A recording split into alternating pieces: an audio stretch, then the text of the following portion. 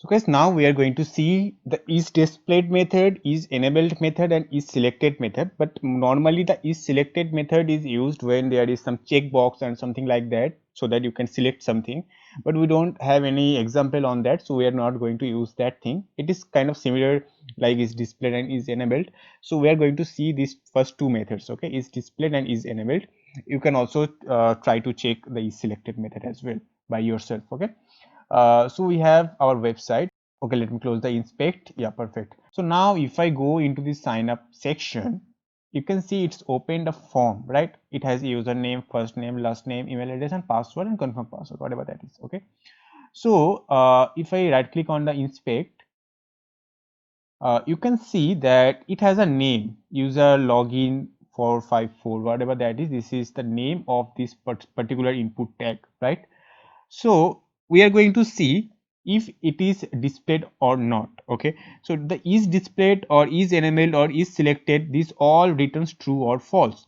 So is displayed returns true if that particular section is displayed over here, okay, because sometimes some sections are hidden, okay, you cannot see over there, but it is actually written in the HTML code because that was hidden. Okay, so is displayed is written true if that particular section is not hidden. Okay, so obviously it should return true, and the is enabled method returns true when the section is enabled. Okay, so you can see this is an enabled section, so that's why it should return true as well. Okay, so we're going to use both of these. So I'll just write over here.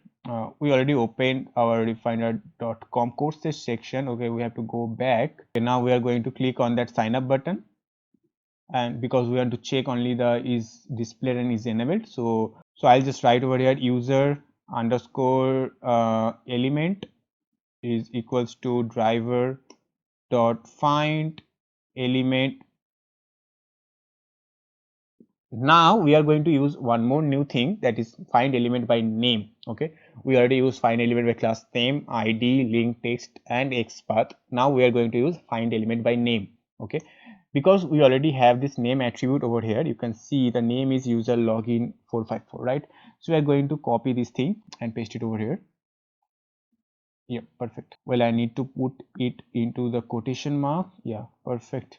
Now we are going to check whether it is displayed or not, right? So we are going to print user element dot is displayed. Okay, that's it. And also we are going to print if it is enabled or not. So we are going to write user element dot is enabled. Okay, so let's minimize the screen and rerun this cell. You can see both the thing is true because the username is displayed as well as it is enabled. Okay, so in this way you can see whether a particular section is enabled on the site page or not. Okay, this is a really interesting thing using this displayed and enabled method. So if there is any checkbox or something like that, you can also use the is selected method. Okay,